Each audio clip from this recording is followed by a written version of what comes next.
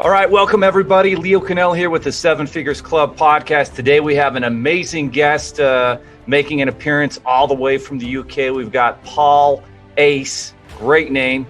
Paul Ace is actually the founder of a system that helps to improve conversions and reduce overall cost through webinars. If you're a successful online course creator or you're looking to do that, then he's passionate and his team are about serving you and creating white glove service where high level strategy meets technical expertise. They turn your leads into conversions and conversations. They turn your leads into conversations and those conversations into customers using an 80% human-like experience and a 20% actual human experience so you can close more sales and reduce customer support time. They have a fully scalable solution that allows you to generate more customers to maximize every lead opportunity via their multi-channel approach without having to hire or fire extra staff or worry about growing pains. Some of the amazing entrepreneurs that he's worked with: John Lee Dumas, the EO Fire podcast host who regularly has 1 million plus monthly listeners on his very world-renowned podcast; Pete Vargas, Ray Higdon, a friend of mine that I sponsored an event with, amazing network marketer; Screw the 9 to 5, Gabe Schillinger.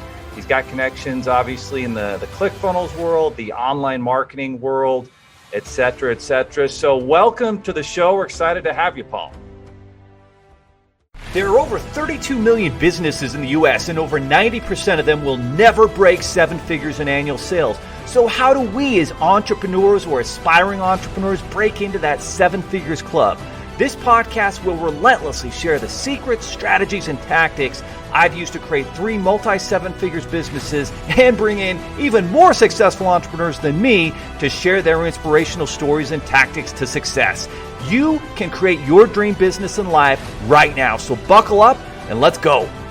Leo, fantastic to be on the show as well and speak to a lovely guy across the pond. Absolutely. Yeah, we appreciate you taking the time with the time difference there in the UK and so forth. So, as the last several months have happened and the craziness with the pandemic and so forth, obviously a lot of businesses marketing and their focus on how to get to their customer and client has changed. How have you seen that change and how has your model of helping businesses to connect and small businesses and online course creators to connect through webinars, how has that changed over the last few months, would you say? Yeah, so I think you're very much right in terms of a lot of people, when March happened, a lot of people are like, oh, well, what are you going to do now? And you're like, well, actually, this business is growing and growing and growing because so many more people have come online. I think they said it's sped up the e-commerce industry by like 5 years. In the space of 7 months, which is just crazy. So there's opportunity where you look for it, right? And one of the big things that we've seen is different ways of doing webinars and also different ways of applying conversational commerce. So it's kind of like almost in unison of what's gone on in the e-com world.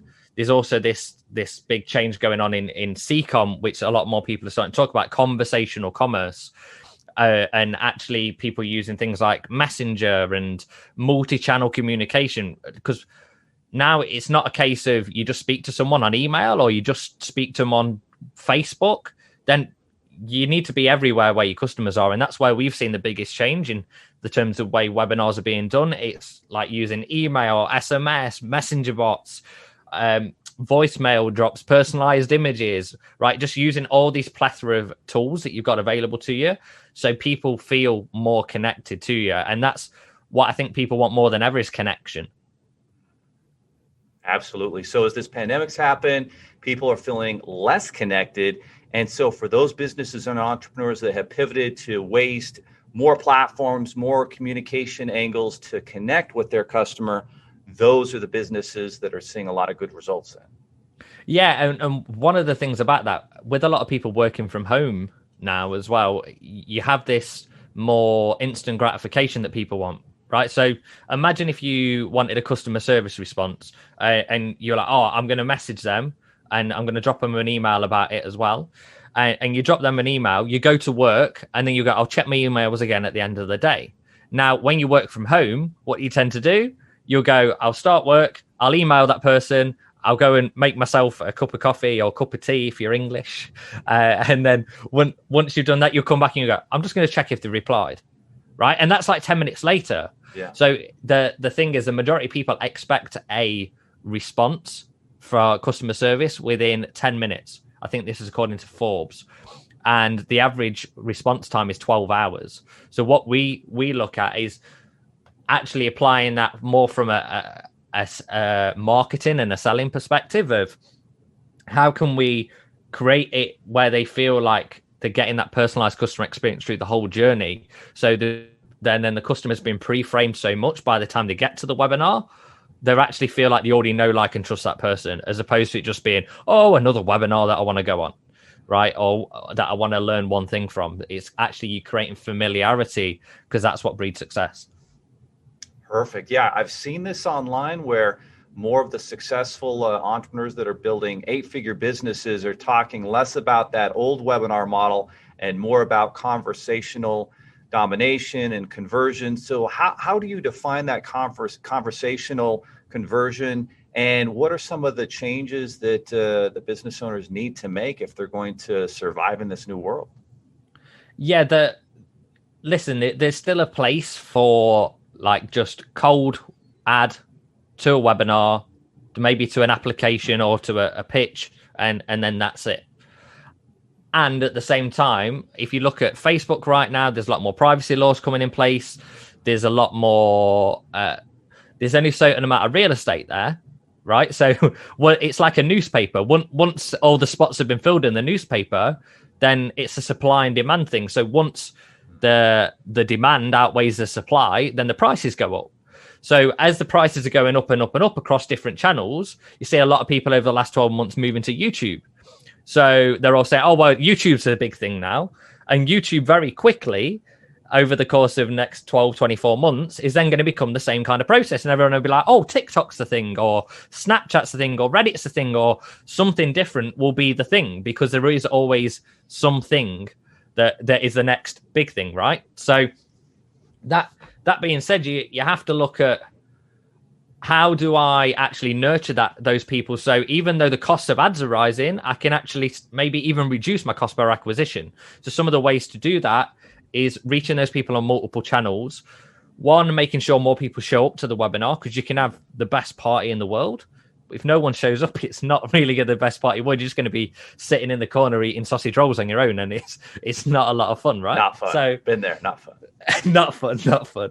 So that being said, looking at how you can improve those short rates, one of the things that we do is we'll look at a business and go, okay, well, what are you doing to pre-frame them before they attend?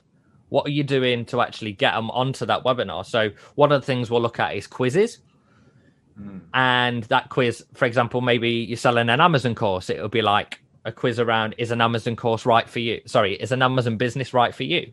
Or if you are selling, I don't know, how to get your dream job. It'll be like, let's see if you're following the 3 things that you need to do in order to get your dream job right now. And the idea of those quizzes are, 1, to get people thinking, and 2, at the same time, show them where the gap is. Because if you don't show someone where the gap is, imagine it like you've got someone on one side of the Grand Canyon and one side of the other. And if they don't know the gaps in the middle, they're just going to fall through the cracks. And instead, what you need to do is build that bridge over that and say, hey, this is where you are right now. This is where you're going to get to. I'm going to show you what that gap is. And then I'm going to show you how to solve that gap when we actually get to the webinar. So then you do things like quizzes. You'll do things like voicemail drops, so they feel like they've had a personal touch with you, where we'll send a ringless voicemail to the phone. Just like, hey, just wanted to check in and say thanks so much for registering for the webinar. Really excited to have you on there. Make sure you're there on time, pen and paper in hand, ready to take notes. Right, so you're doing all these little pre-framing, these little nuances. By the time they get to the webinar, they already feel like they know, like, and trust you. And that's the most important thing if you want to close more sales. And if you've got more people on the webinar, you've got more opportunities to close. So it's hard to close a sale if no one's there. Absolutely. Now, when you're working with different customers, are most of them, do they have a webinar? What if there's business owners, startups out there listening to this podcast and they don't have a webinar, what should they be thinking about, and why should they consider that, webinars and all these different online techniques are going to help them with their business? Yeah, and that's a great question. And one of the things that we typically work with clients that are doing 100K plus a month, and we're called Amplify CCOM. So we amplify what's already working through conversational commerce. Right. Yeah, exactly. Go that broader spectrum than a lot of the time we'll see people that've got a strong email campaign, or maybe they've got even a few holes in the back end sequence where the hardest thing at scale is to make sure that you're always bringing people back into the customer journey and not just going, okay, well, I'll drive them from that ad to the webinar and then go, fingers crossed. Is it going to work? Is it not going to work? And if it doesn't, then you just go, well, they're in the email list now. We'll maybe send some nurture emails instead of going, right, what's the plan this month? How are we going to bring people back into that sequence and ascend them up the ladder? So if you're just starting out, simplify the process a little bit.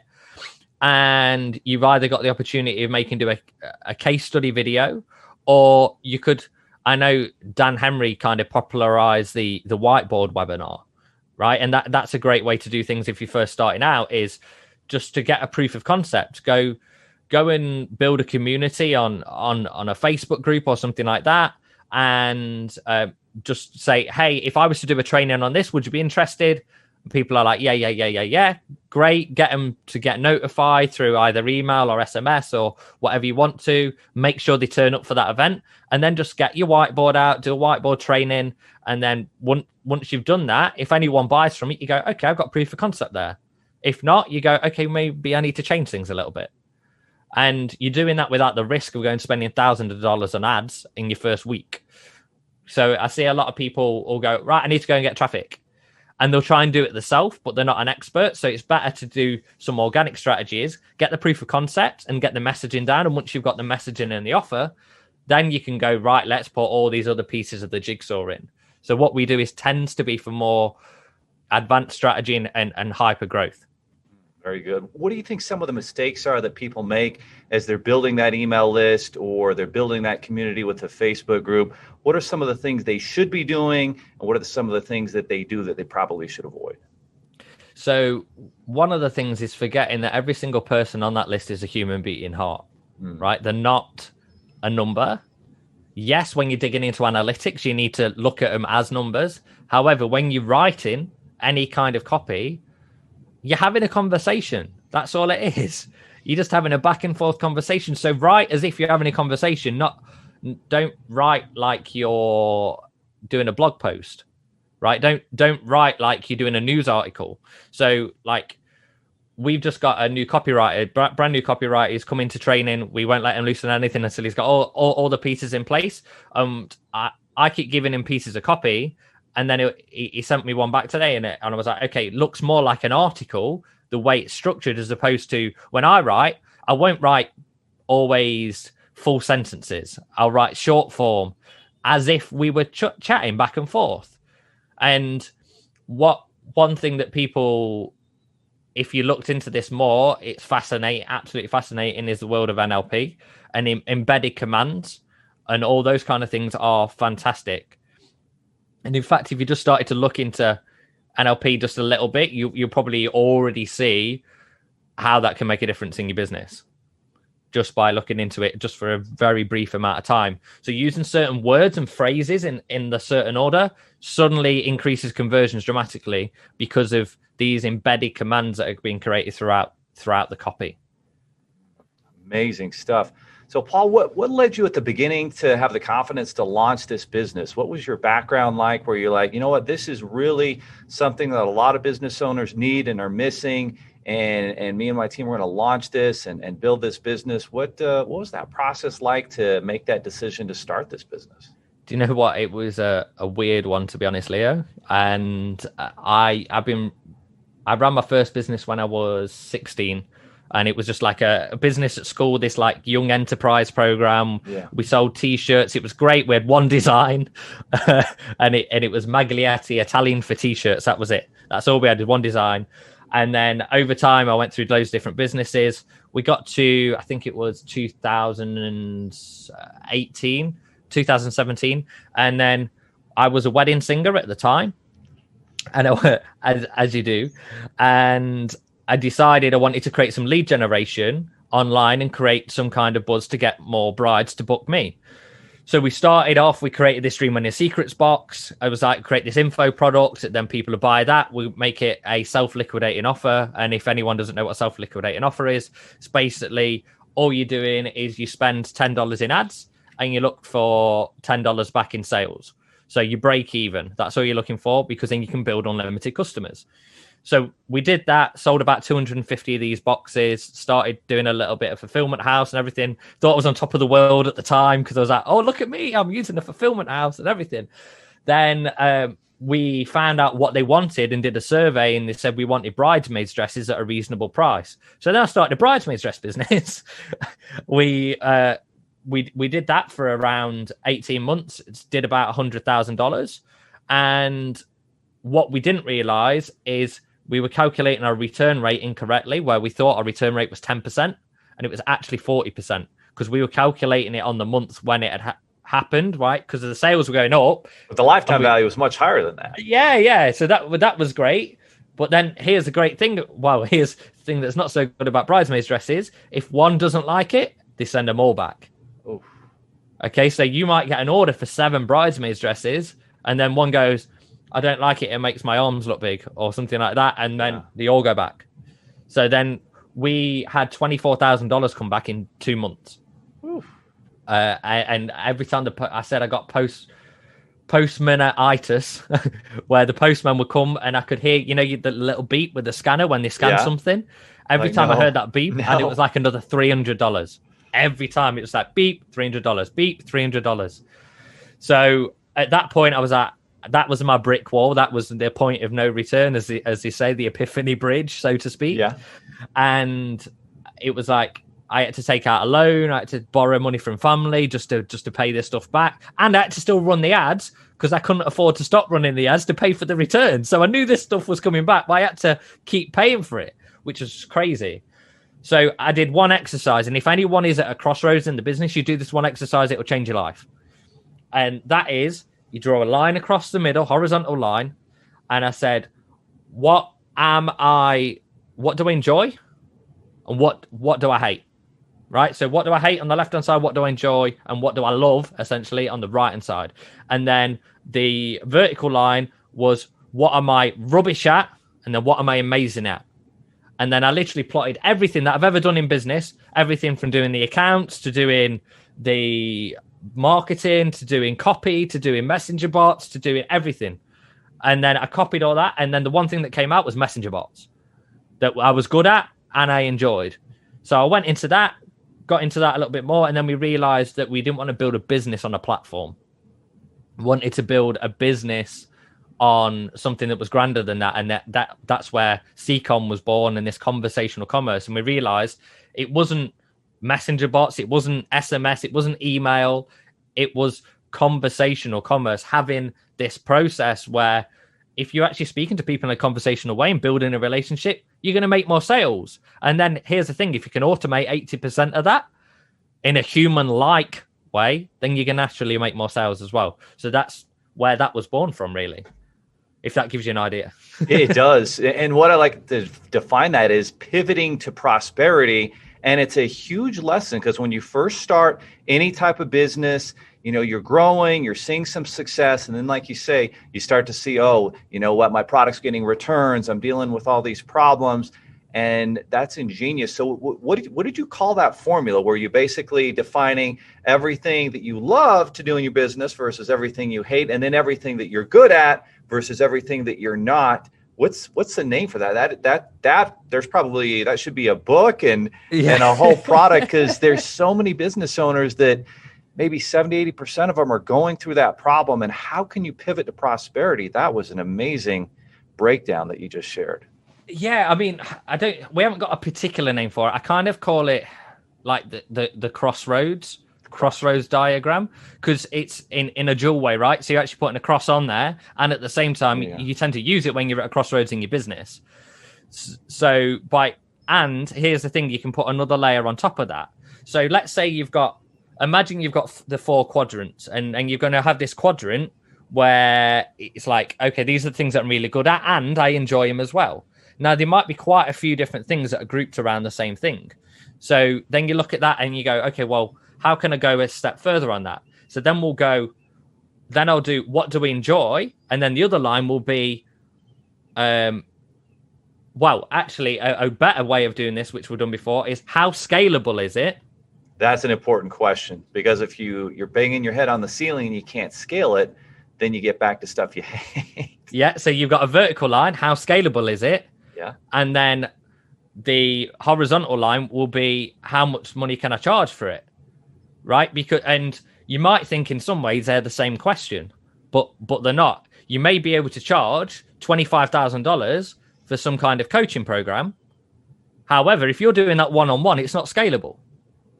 But if you've got something that you can productize where that's infinitely scalable, then you may be charging less for it to start off with, but then overall you're going to make a lot more. So, and there was a Russell Brunson podcast that I listened to a long time ago, and he said you can have a level 10 skill set, but if you're in a level 2 opportunity, you will never make the kind of money that you want to make. And I've seen that happen over and over again with myself, and I know Joel Earway, he was selling webinar things to engineers, right? And engineers, did they have money? Yes. Were they willing to spend it? No. And that's where your third crossroads can come in. So you go, do they have money? Yes or no? And then you write down, then you choose your avatar. So you go, do they have money? Yes or no? On a scale of 1 to 10. And then are they willing to spend that money on a scale of 1 to 10? And then look at the people who are willing to spend and able to spend. And then you know what you like to do, what you're good at, who to serve, where to find them. That's like a business in a box. Absolutely. Amazing stuff that you just shared there. So when you're going through and you're building a business and you go through challenges and failure, what has been the process for you to get through that failure, and how do you look at failures you're growing a business?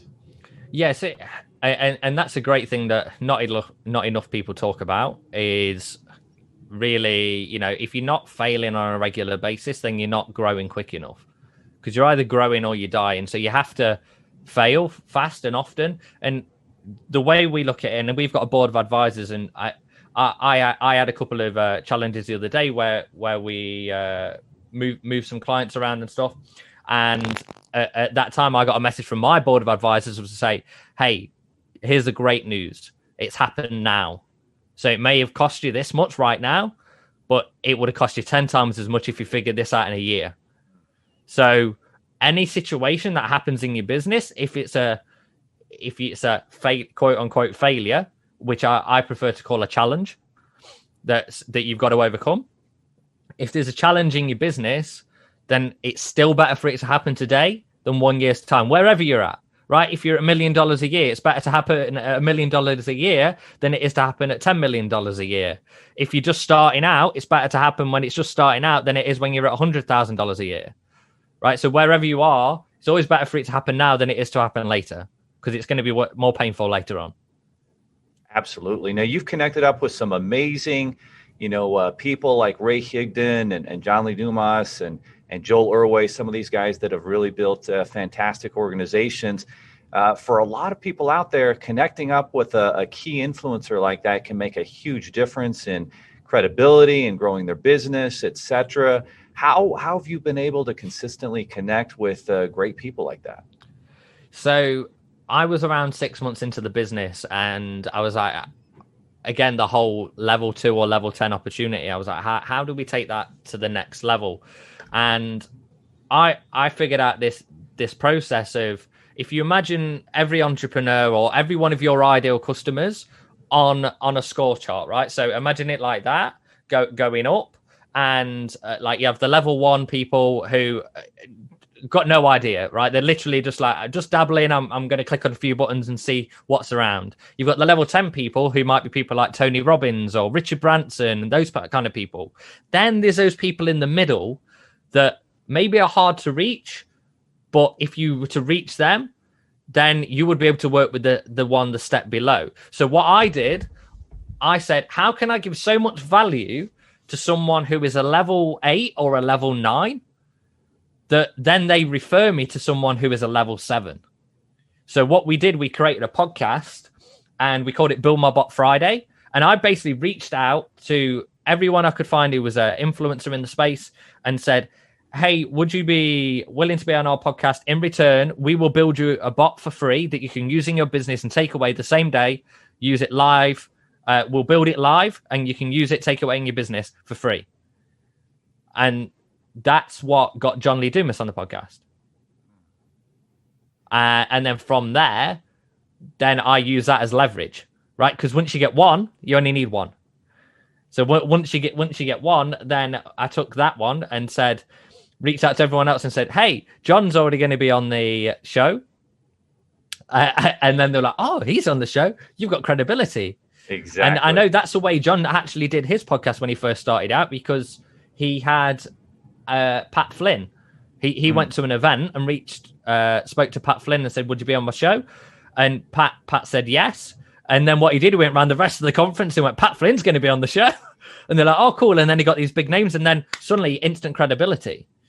And then what that did is John was impressed because I think we improved his short rates. Like we built it. I was like, okay, well, this one's a big one. So I'm going to build it beforehand and actually talk about the results on the show. So then you get a testimonial at the same time as him being surprised and shocked at how much it had increased. So I think we improved his short rate to around 62% or something like that. So he's that's massive for his audience because he's got a huge audience. Exactly, which was great. So we went ahead and did that, and then he was like, "Hey, I'm going to refer you to these guys called Screw the 9 to 5," and introduced me. Our first launch together, the previous launch that they did with the same thing the year before, because they did like an affiliate challenges. They did $35,000. The very first launch we did together, we did $293,000. So then that suddenly then put me on a benchmark alongside those kind of people. And then we worked together for about a year, and then they were looking for something different in the business. So we worked on some other projects. And at the same time, then that opened doors because people saw what I was doing with them on the challenges. And then they were like, oh, could you do that for us? Could you do that for us? And that opened up like the doors with Pete Vargas. And then that opened up some other doors as well, where we got introduced to other people. So that's how it kind of all came together off that one thing of how can I give someone so much value that it would be irresistible for them not to get on a call with me. Phenomenal stuff. After we're done, I'm thinking of some different groups we work with that we'll probably want to make some introductions to that do some of these challenges and other things. And boy, if they could tap into some of these ways to increase their conversions, they're going to be very, very excited. So let's kind of break this down. What you just said, number one, you've kind of have a platform, and Russell Brunson's talked about this. When you have a platform like a podcast, like some sort of YouTube show where you can, give someone the opportunity to kind of promote their business and build value that way, that's where you start. And then the second thing that you did that I think a lot of other people, even with podcasts, don't do that I need to do better is how can I give more value than just the platform, than just the opportunity to share? And it's, in your case, what do you do well? Oh, well, I'm going to teach them how to do messenger bots and increase their conversions. And so whatever someone's doing, that's the next step is what value can you bring beyond your platform? And then once you've got one really big name, now you've got instant credibility. You serve that person or organization as much as possible, and then they refer you, and then now you start to name drop. Oh, well, EO on Fire is with us. You might want to work with us too. And it's like, oh yeah, of course we do. Yeah, that instant credibility, and that's how you can grow and scale a business very fast. That was an amazing thing you just shared. And it's a gift that keeps on giving. And if it wasn't for the pandemic, I mean, we would have potentially been going to Las Vegas as well, right, with John and Screw the 9 to 5 because then we came fifth in the KBB, I think fifth or sixth in the KBB affiliate launch together. So then that would have opened up more doors, right, for those kind of things to meet more of those people at those kind of events. And we didn't get a chance to go because obviously it got cancelled with the pandemic. However, it's always leveraging opportunities and taking each opportunity as far as it can go.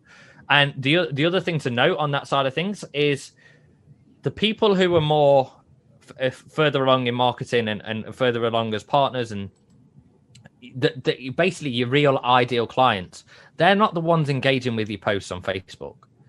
They're not the ones commenting on everything that you put out there. They may like it, right? So I know some high income entrepreneurs that I've had conversations with, and we've discussed partnerships and things, and then they'll go and like my post to just go, hey, I'm still watching your stuff.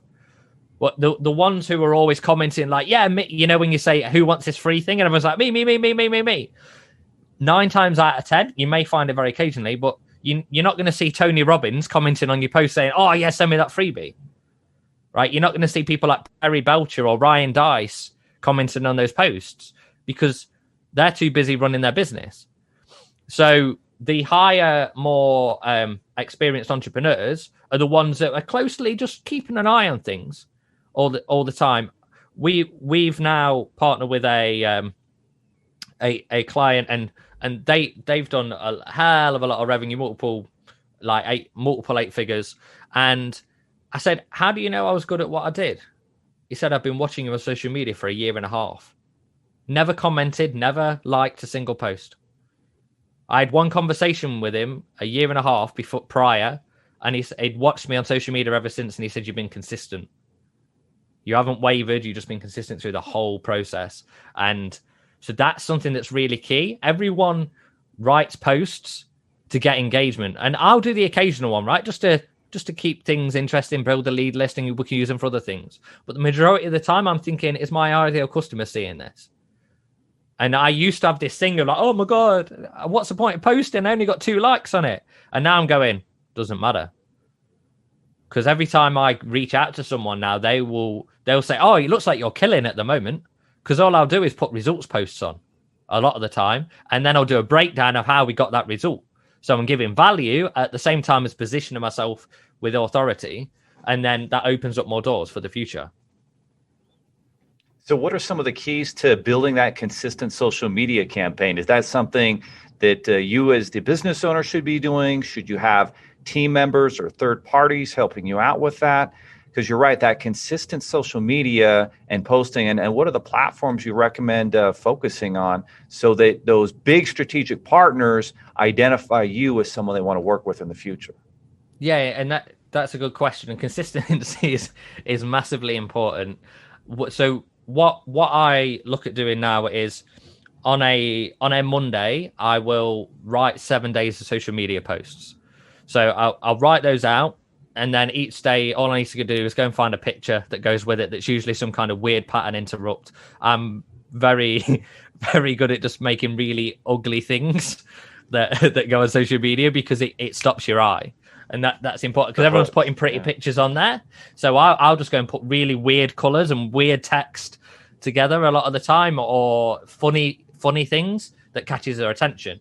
So we'll do that at the start of the week. And then we have a VA on our team as well. And what she does is she'll go back through my personal Facebook page. She'll take those posts and then she'll schedule them into Hootsuite. And then she'll schedule them for our business page to go out every 2 days. And then she'll schedule them to go on to LinkedIn as a blog post every 3 days. So we've then got content going out every 2 to 3 days across LinkedIn and Facebook. And then I'll take that post that I put on my personal page and also go and put it in a couple of the Facebook groups that I know it'll be relevant to. So then it's taken me like 10 minutes a day. Once I've done that initial maybe 1.5 hours, 2 hours of writing at the start of the week, 10 minutes a day, and then we're good to go. And then the other part of that is something that we're just building out because I was like, what I did is actually I built 6 months of email content in about a week and just wrote that and put it all in autoresponder and let it run. So that was a starting point. And what you can also do is take your social media posts, as long as they're in a conversational way that gives value, take all those and turn them in and put them as your part of your autoresponder as daily email sequences. So you're always repurposing everything everywhere down the line. So, and the next step for us with that is building a content machine where we go, okay, I'm going to record a video and I'll take that video. I then give it to the team to transcribe. They transcribe that video. They turn it into a LinkedIn blog post, a Reddit blog post, a potentially put it on Cura answers and things like that as well. So we put all that there. Then we take that, put it onto YouTube. We put it onto a landing page. Then we can send out an SMS once a week to guide people back to that value piece. And then under that value piece on the landing page, then there's got a link to book a call with a soft call to action, which is just like, hey, if you, and by the way, if this has been helpful and you want some help us doing that in your business, then go ahead, just enter your details below, and we'll look forward to jumping on a call and seeing how Amplify can help you grow. Oh, phenomenal stuff. So the first thing that I'm hearing is you schedule it. Every single Monday, for an hour and a half, 2 hours, you're creating those social media posts for the next week.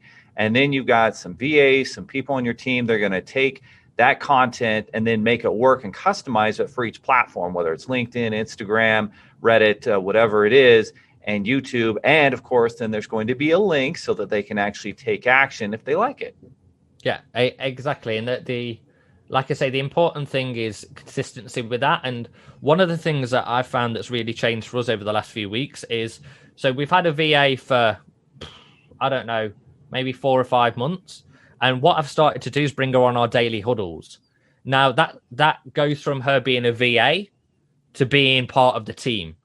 Now she's part of the team, I have a different responsibility to make sure I get my stuff done and make sure that I'm always ahead of the curve, because otherwise she's going to be messaging me saying, hey, I need this. But now I'm letting a person down, not just someone that I've spoke to on Upwork that doesn't really feel like a human. It's just, you know what I mean? It's kind of like almost like you're on a video game on your phone or something, where you just message people and you go, oh, look, I got some work done, and it magically appeared. Now you're like, oh, wow, that's actually a human that I'm having this conversation with, and I feel responsible to make sure if they've gone and done the work on their side, that I need to do the work on my side. So, for example, each morning now, we have a system where she'll send me 2 podcasts to reach out to. And the way we got connected is she reached out on my behalf, but I'm actually writing the details of how that does. And then she'll send me this reply that you send, and then I'll send a reply in our project management system of what to send back.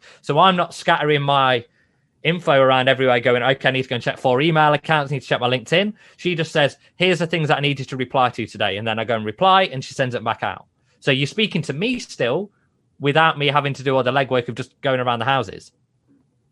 So what is the key process to finding a great VA and building your team up and finding the right people to build the organization that you can trust, that are going to share your values? What's that process been like for you? So a little bit trial and error. And at the same time, culture fit is massively important. So a lot of people won't go and do a phone or a Zoom interview for a VA. They'll just go, oh, I'm going to... Well, in fact, what I used to do is I'll just go and hire 5 of them and then just see which one does the best work. And then from there, then I'll get on a call with one of them. Or maybe let's say 2 or 3 of them did a good job. And then I'll get on the call and then we'll talk through kind of, okay, let's find out if you're a good culture fit, strong culture fit after they've had a trial job.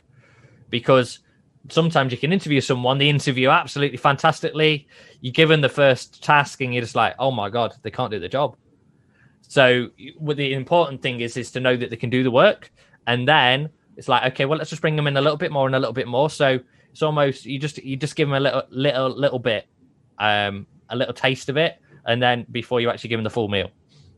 So by doing that, then on the culture fit, we will really talk about personal growth and personal development, and every member of the team, it's about helping them grow to be the best versions of themselves, which is massively important. We want them to amplify where they're at and have this energy of real, like, for example, we do stand-up meetings, right? So the daily huddles we do every day, we'll do a stand-up meeting to make sure everyone feels that energy. And we had one of our team members got ill the other day. It's all right. It wasn't COVID. He got ill the other day, and he came onto the call, and I was like, go ahead, go and recover and come back, because we don't want anyone on the call that's going to bring that energy level down, because wins create wins. So culture fit is massively important for the VA or any team member that you're bringing on, and then making sure that they can do the job well, and start off with them like doing 5 hours a week. and say, let's just see how you get on. If they do well, great, give them 10, give them 15. And before you know it, you've got a full-time team member. And then the other important thing is make sure you've got SOPs. So if you haven't got standard operating procedures in place, how can you expect someone to follow a standard procedure? And then you just go, how did you end up doing it like that?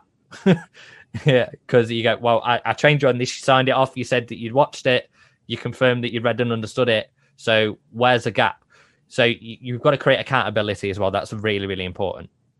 I like that. The trial, let's actually see if you can do the work. Let's trial. Let's start slow. And then gradually it turns into something more permanent. Phenomenal stuff. Well, you've shared amazing value on this podcast today, Paul. How is the best way for our listeners and our audience to be able to connect with you and to start creating these conversation, conversion, online funnels, and to really build their sales and marketing? Because for a lot of them, if they don't make these pivots quickly, they're going to get lost, because in today's world, it's all about, those online sales funnels, and especially with how so many people are working from home now. Like that's the key.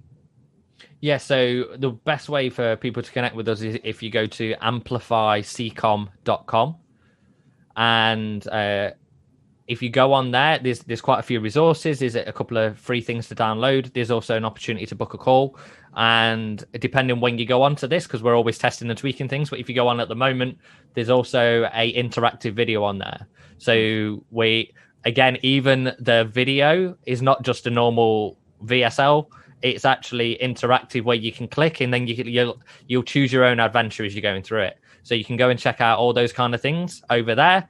And listen, we're very much about your network is your net worth, and making sure everyone's the right fit. So go ahead and book in a call with us. And if we don't do what you need, then we will find the right person that does. And that's really, I think, what growing a sustainable business is about, is introducing people to the right people and building that network, because that's massive. Absolutely. Well, phenomenal. So Amplify CCOM, Amplify, the letter C, and then COM.com, guys. Everybody go check out that website. Sales and marketing and online domination is what every business must be doing right now, because like you said, in the last 6 months, we've seen like a 5-year acceleration to that point where that's where business is at. And so if you want to be a successful entrepreneur, if you want to build that 8-figure, 9-figure business, then that's what you must do. Go to amplifyccom.com. Anything else that you think our audience should know, or that we didn't cover, is kind of a last word you'd like to leave us with, Paul?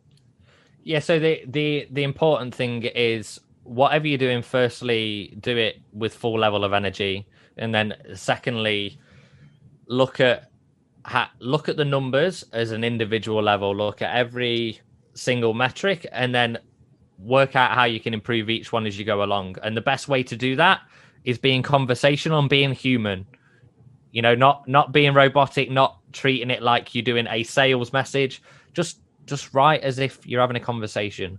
And then once you've got that dialed in, then go ahead and automate as much of that as possible, so you can have a 80% human-like experience, and then a 20% human experience that can be amazing for each and every person that you work with.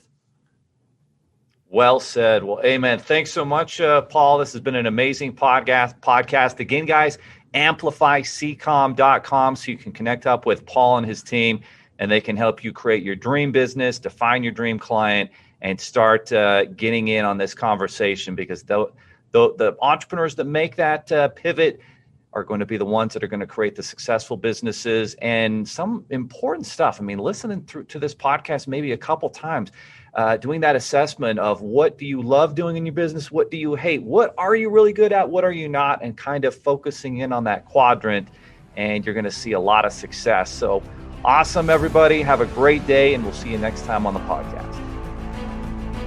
Are you looking for more 7-figure secrets, content, or even how you can launch your own recession-proof business? Then check out 7figures.com. That's the digit 7, FIGURES.com, where we share more videos, stories, strategies, funding solutions, entrepreneurial education, and even the secret business type that's recession-proof.